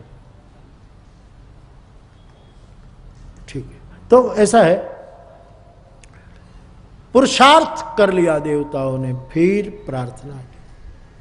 और प्रार्थना करते करते भी हम कितनी साधना कर सकते हैं, उसकी भी सीमा आ गई। फिर करो प्रतीक्षा, धैर्य कंथा, धीरज रखो। तो प्रतीक्षा करना ये तीसरा चरण है। ये तीन जब मिल जाए, पुरुषार्थ, प्रार्थना और प्रतीक्षा, ये तीन मिल जाए तो प्रभु का प्रागट्य हो जाता है। तो देवताओं को ये तीनों करना पड़ा। अब प्रभु का प्रागट्य होगा, इसलिए गोस्वामी जी हमें लिए चलते हैं श्री अयोध्या। महाराज दशरथ जी का सार्वभौम शासन चल रहा है अवध पर। रघुकुल के मणि है अवधपति, धर्म धुरंधर है, ज्ञानी है, भक्त भी है। संतों ने बताया ज्ञान योग, भक्ति योग और कर्म योग का संगम है महाराज दशरथ जी का जीवन। जहां राम पुत्र रूप में अवतार लेंगे, इस दशरथ जी का गृहस्थ जीवन कैसा था, दाम्पत्य कैसा था। राम कथा में बताया गया, ऐसा दाम्पत्य यदि आज कलयुग में भी हो तो हमारे आंगन में भी राम प्रकट हो सकते हैं। राम माने आराम, विश्राम, अभिराम, विराम, किसी न किसी रूप में। कैसा था दंपति जीवन दशरथ और रानियों का। राम प्रकट हो हमारे जीवन में, उसकी एक फॉर्मूला तुलसी ने बताई। दशरथ को अपनी रानियां प्रिय है, यानी दशरथ रानियों को प्रेम करते हैं, और रानियां पवित्र आचरण करके महाराज दशरथ जी को आदर देती। आदर देने वाली पत्नियां दशरथ की और प्रेम करने वाला पति महाराज दशरथ, दोनों अपने कुल में अपनी ठाकुर सेवा जो है, परंपरा है परमात्मा की पूजा की, उस ठाकुर की पूजा करते हैं। मेरे भाई बहन, पुरुष अपनी पत्नी को प्रेम प्रदान करे और स्त्री अपने पति को मंगल आचरण करते हुए आदर दे, और दोनों मिलकर अपने घर में ठाकुर सेवा हो, हरि नाम हो, जो कोई साधना मिलकर के दोनों प्रभु की भक्ति करें, उसके घर राम जैसा बेटा प्रकट होगा। इतना ही करना है। पुरुष प्रेम दे, स्त्री को क्या चाहिए, प्यार चाहिए, बस प्यार दो, बात खत्म। और पुरुष जरा अहंकारी होता है, बहनों को चाहिए अपने पति को आदर दे, हाँ ठीक है आप बड़े, ठीक है, लेकिन बड़ी मुश्किल है, इतना नहीं हो पाया। हर दाम्पत्य बिगड़ता जा रहा। मैं तो जहां तक संभव हो मेरा बस चले तब तक शादियों में जाना बंद किया है, क्योंकि लोग ले जाते हैं आशीर्वाद के लिए, और आशीर्वाद बहुत अच्छा देता हूं, फिर भी कोई दंपति ने मेरे आशीर्वाद को फलित नहीं होने दिया। बस ठान रखी है कि कितने ही आशीर्वाद दो, सच पढ़ने दे तो ना। सोचो करना क्या है साहब, पूरी दुनिया से हाय हल्ले कर तो घर में करो ना, लेकिन घर में आते हैं तो मुंह चढ़ाए।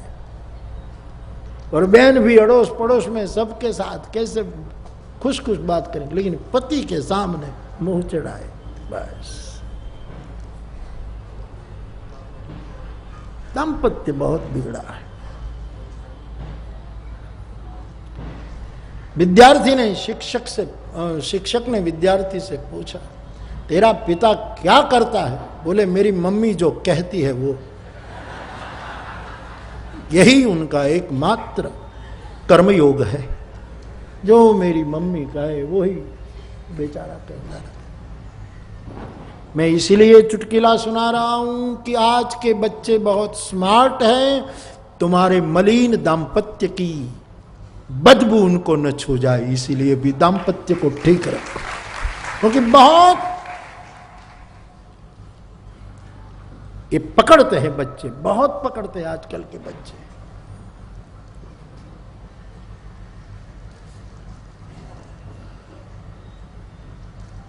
बाप ने अपने बेटे को कहा कि जरा देख कौन बाहर कौन आया। बेटा बाहर गया और कहा कि आकर कहा कि एक मूछों वाला आया है, क्या करे, क्या जवाब दे। बोले बाप मैं बोल दूं उसको, जवाब दे दूं क्या। जाकर बोलाया, नहीं लेनी है। जैसे पान वाला आता है, दूध वाला आता है और कहे कि हमें दूध नहीं लेना है। ये मूछों वाला आया, बेटा क्या आया, नहीं लेनी है, मूछ तुम्हें मुबारक। बच्चे बहुत ग्रहण करते हैं साहब। एक बाप ने बच्चे को कहा तू बड़ा होकर धरती का भार बनेगा। कहेगा नहीं, मैं पायलट बनूंगा, जितना कम धरती का बोझ बने। ऐसे जवाब दिया, आकाश में उड़ता रहूंगा। दाम्पत्य की मलिनता बच्चों पर बदबू न बिखेर दें, इसीलिए भी नारी पुरुष को आदर दें, पुरुष नारी को प्यार दें। लेकिन बड़ा मुश्किल है। मैं शादीशुदा भाई बहनों को पूछूं कि आपने शादी के बाद अपना शादी का एल्बम कितनी बार देखा? कोई देखता है कभी?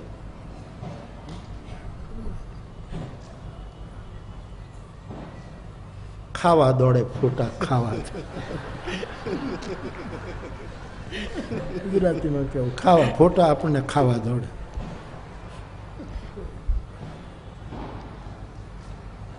છોકરાઓ આલ્બમ જોઈને કે બાપા તમે આવા હતા કે હતા ત્યારે હતા, બાકી આણે રહેવા ન દીધો।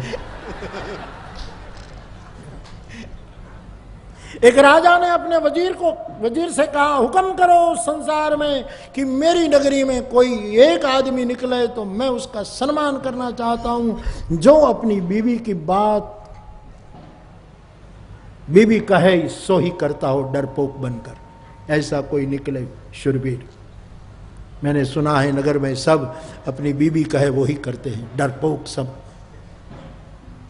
घोषणा, वजीर ने घोषणा की, सबको इकट्ठे किए पूरा। राजा ने कहा कि बोलो, जो अपनी पत्नी कहे ऐसा ही करते हैं, वो एक और आकर खड़े हो जाए।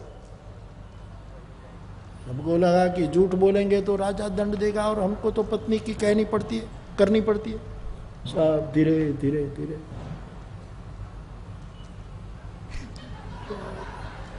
एक आदमी दुबला पतला एक और खड़ा था। राजा ने कहा चलो, लज्जा रह गई कि कम से कम मेरे राज्य में पत्नी से डरे नहीं, ऐसा एक आदमी तो निकला। तो राजा को लगा कि मैं उसका सम्मान करूं। राजा ने कहा धन्यवाद, तुम एक तो निकले कि पत्नी कहे ऐसा नहीं करता। बोले ऐसी कोई बात नहीं, आपकी गलत फहमी है। क्या? मैं घर से निकला तो पत्नी ने कहा था भीड़ में खड़े मत रहना, इसलिए मैं यहाँ खड़ा हूं, उनकी खबर पहुंच जाएगी तो फिर जयो जयो मां जगदम्बे। ऐसी एक राजा के पास दो घोड़े थे, एक काला और एक सफेद, अरबी घोड़े, अरबी अरबस्तान से खास टिमर में मंगवाए थे। केशवाड़ी आम थे जाए ऊपर परड़ी जाए, पंचलक्षण घोड़े। यहाँ सफेद, कान सफेद, मुख सफेद, पूंछ सफेद, 5-5 सफेद श्वेत पंचलक्षणा घोड़ा। इस अनुभव के बाद राजा को जरा वो लगा कि मेरे राज्य में पुरुष सब ऐसे महिला के कहने वाले हो गए, कोई नहीं। वजीर को दूसरा हुक्म किया कि जाओ घर घर जाकर पूछो कि जो अपने घर में अपनी बीवी के कहे पर डर कर बोलते रहते हैं, जो बीवी से डरे हुए हैं, कोई ऐसा निकले जो बीवी से डरता न हो, उसको 2 घोड़े में से जो घोड़ा चाहिए मैं दे दूंगा। काला या सफेद। दो आदमी घोड़े को पकड़ कर निकलते हैं, वजीर जाता है, एक दरवाजा खटखटाता है। बोलो, आप बीवी से डरे डरे रहते हैं, न डरते हो तो राजा सम्मान करना चाहते हैं, दो घोड़े से कोई भी घोड़ा पसंद करो। इसको हुआ कि भाई डरते तो हैं, और फिर पता लगे और फिर राजा दंड बोले नहीं नहीं, हम नहीं क्या हम करવું પડે છે। अच्छा ठीक है, दूसरे घर। पूरे गांव में घूमे, एक घर गए, बड़ा मस्त आदमी, मसल राई नु तेल चोड़तो तो शरीर को दंड पेश करता है, मसल पर आ भी ऊंची है। वजीर को लगा कि बस ये आदमी शूरवीर है, वो उनकी बीवी का नहीं करता होगा। जाकर पूछा कि आप बीवी से डरे नहीं लगते हैं? तो राजा ने कहा यदि आप सही बता दो तो दो घोड़े में से एक घोड़ा अरबी का। अरे क्या बात करते हो, देखो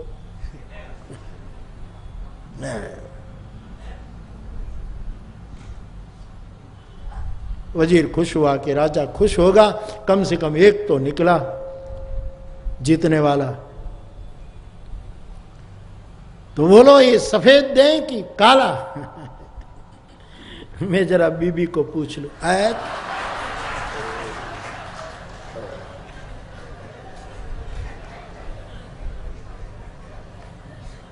એને કાળો ગમતો એનું ધોળો ધોળિયાઓ મને તોડી આ બધું બેહી જાય પાછું હેઠું કઈ બેસે। क्यों ऐसा दाम्पत्य हो गया संसार का? हजी हूँ से आने कल तो पूરું થઈ ગયું ને, હવે કે કોઈ दूसરું છે, अच्छा लगता है। अच्छा ये देखो, सिंह है खावज, वाघ शेर है, उसने कोई रिवॉल्वर की खोज की नहीं, उसको स्वबल पर भरोसा, सीधा अटैक कर दे। नाखून है, दांत है, कच्चा खा जाए लोगों को। लेकिन मनुष्य होशियार की सीधा सीधा अटैक नहीं कर पाता, इसलिए भाला खोजा। डार्विन, ये मेरी बात नहीं है। आदमी इतना डरपोक होता है, उसने भाला निकट से मारा जाता है, तलवार निकट से मारी जाती, भाला तो फिर भी ज्यादा डरा तो फिर धनुष बाण खोजे कि ज्यादा दूरी से, फिर भी डरता हुआ शस्त्र तो उठाए, हिंसक तो बना लेकिन डर बना रहा, इसलिए फिर रिवॉल्वर खोजी कि बहुत दूरी से अटैक करते हैं। और उसमें भी आज अणु परमाणु खोज लिए गए कि कहीं से भी एक बार लगा दो और हजारों की हत्या हो जाए। आदमी खोज करता है, पशुओं से मुठभेड़ नहीं कर सकता, इसलिए शस्त्र खोज। वैसे बैंड लोग भी पुरुष से सीधी लड़ नहीं सकती, इसलिए उसके अटैक की विधियां बिलग होती है। मूल सूत्र यह है कि दाम्पत्य यदि ठीक बने तो जीवन में राम रूपी विश्राम, आराम, अभिराम जीवन में हमारे दिल की अयोध्या को सजा सकता है। इसीलिए तुलसी ने लिखा, लेकिन एक मुश्किल थी कि संतान नहीं है, मेरी अयोध्या का कोई वारिस नहीं, कल मेरा रघुवंश समाप्त हो जाएगा। अब ये वेदना किसको कहे? इसलिए दशरथ जी ने हम सबको प्रेरणा दी कि जीवन में सब आपको कहे कि हमारी समस्या है, लेकिन आप किसको कहेंगे? आप राजा है, किसको कहेंगे? आप केवल अपने गुरु से अपनी समस्या कहिएगा। अपने गुरु के पास जाकर प्रणाम करके कहा कि भगवान, हमारे भाग्य में पुत्र सुख नहीं है क्या? आपके मुंह से एक बार बात निकल जाए कि नहीं है, तो फिर मैं बात छोड़ दूं, मेरे से रघुकुल समाप्त हो जाएगा, कोई वारिस नहीं।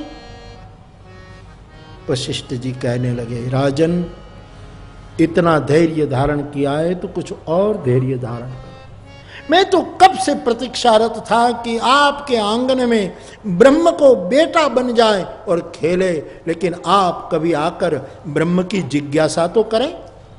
अब आप आ ही गए हैं तो धैर्य धारण करो, एक नहीं 4 पुत्रों के पिता हो जाओगे। बाबा बोले हाँ, लेकिन महर्षि श्रृंगी को बुलाना पड़ेगा, पुत्र कामेष्टि यज्ञ करना होगा। श्रृंगी को बुलाए गए, पुत्र काम यज्ञ का आयोजन हुआ, भक्ति सहित आहुतियां डाली गई।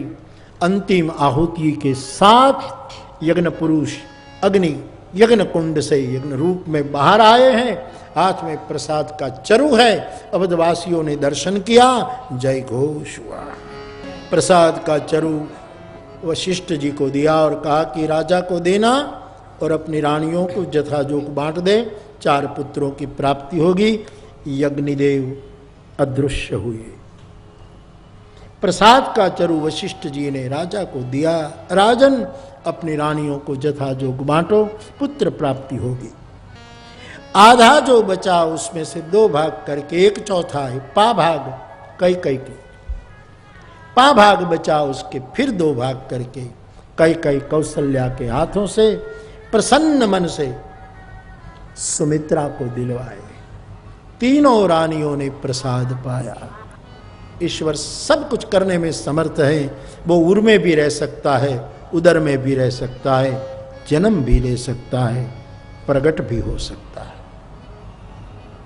तीनों रानियां सगर्भा स्थिति में और सुंदर लग रही है। सुखमय काल बीतने लगा, अयोध्या में सगुन होने लगे, दिशाएं पवित्र होने लगी, कुछ होने वाला है। परमात्मा को प्रकट होने का समय निकट आने लगा। और गोस्वामी जी कहते हैं राम जन्म सुख की जड़ें हैं, चर अचर पूरा संसार हर्षवंत होने लगा। किसी को खबर नहीं है कि क्या होने वाला। प्रसन्न प्रसन्न चित। अवधवासी एक दूसरे से बात करें तो आंख में आंसू आ जाए। कोई गड्ढा खोदे तो कंकड़ की जगह मणि निकलने लगे। यज्ञ कुंड में बिना आहुति अग्नि प्रज्वलित होने लगा। पूरी स्थिति बदल गई, पूरा अस्तित्व परमात्मा के स्वागत के लिए तैयार हुआ। और गोस्वामी जी कहते हैं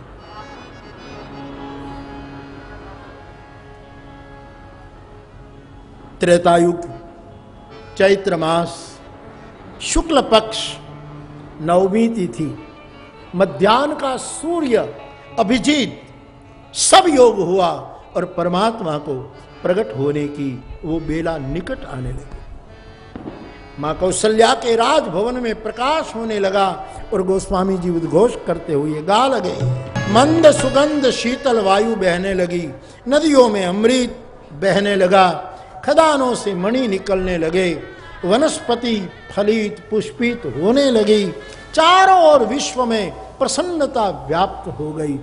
ब्रह्मा को पता लगा देवताओं के विमान लेकर अयोध्या के आसमान में सब गगन संकुल हो चुका।